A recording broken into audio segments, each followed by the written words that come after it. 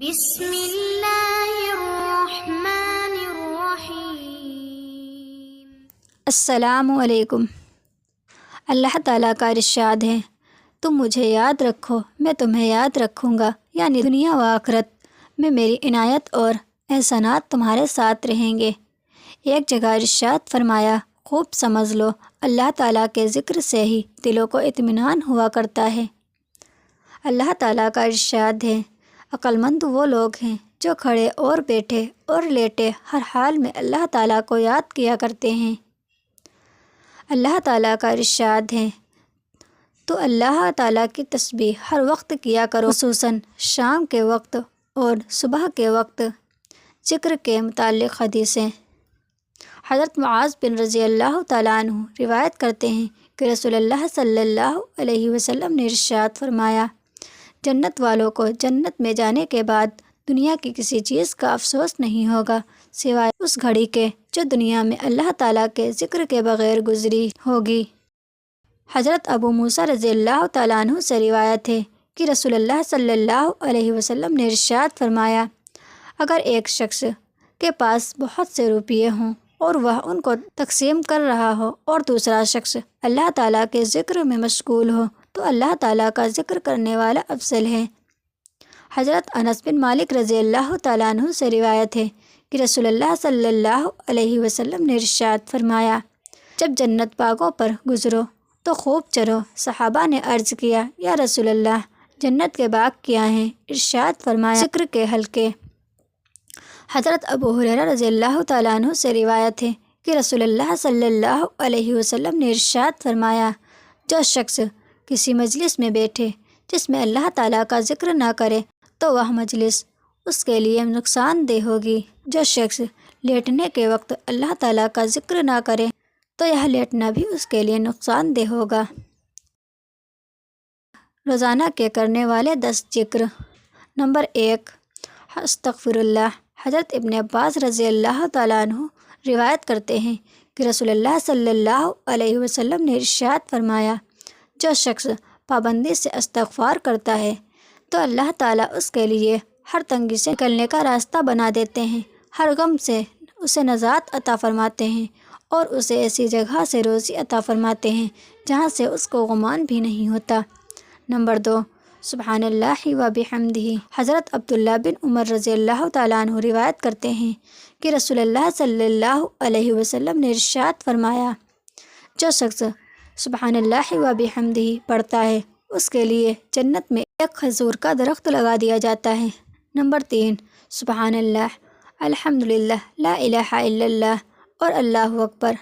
حضرت نعمان بن بشیر رضی اللہ تعالیٰ عنہ روایت کرتے ہیں کہ رسول اللہ صلی اللہ علیہ وسلم نے ارشاد فرمایا، جن چیزوں سے تم اللہ تعالیٰ کی بڑائی بیان کرتے ہو اس میں سے سبحان اللہ، الحمدللہ اور اللہ اکبر ہے۔ یہ کلمات عرش کے چاروں طرف گھومتے ہیں، ان کی آواز شہد کی مکھیوں کی بھنبھناہٹ کی طرح ہوتی ہیں۔ اس طرح یہ کلمات اپنے پڑھنے والے کا اللہ تعالیٰ کی بارگاہ میں تذکرہ کرتے ہیں۔ کیا تم نہیں چاہتے کہ اللہ تعالیٰ کی بارگاہ میں کوئی تمہارا تذکرہ کرتا رہے؟ مسلم کی حدیث میں ہے کہ 100 بار سبحان اللہ پڑھنے سے 1000 نیکیاں لکھ دی جائیں گی اور اس کے 1000 گناہ معاف کر دیے جائیں گے۔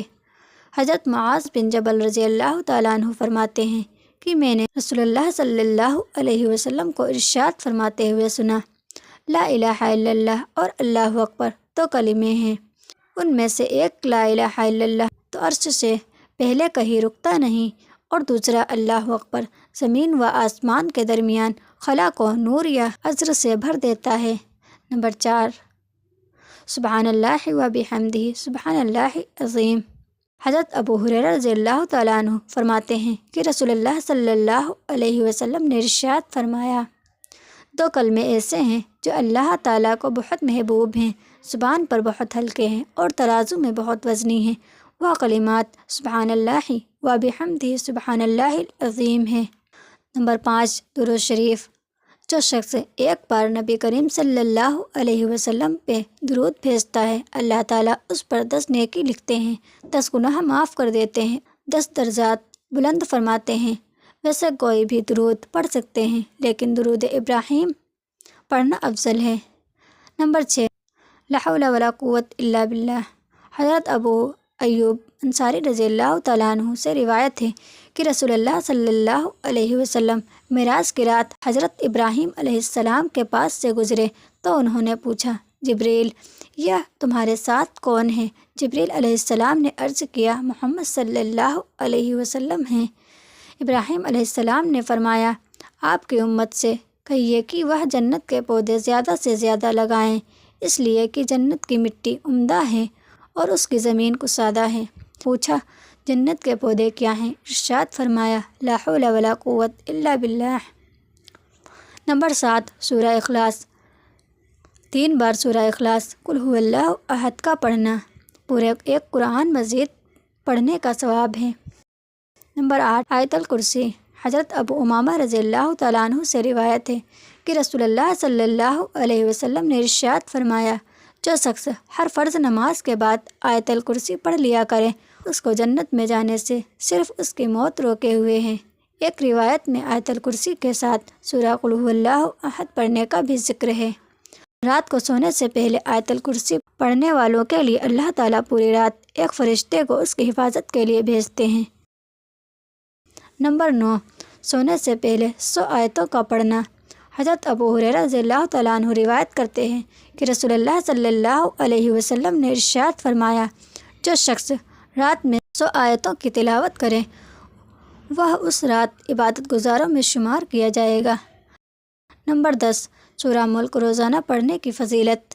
حضرت ابن عباس رضی اللہ تعالیٰ عنہ سے روایت ہے کہ کسی صحابی رضی اللہ تعالیٰ عنہ نے قبر پر خیمہ لگایا، ان کو علم نہ تھا کہ وہاں قبر ہے۔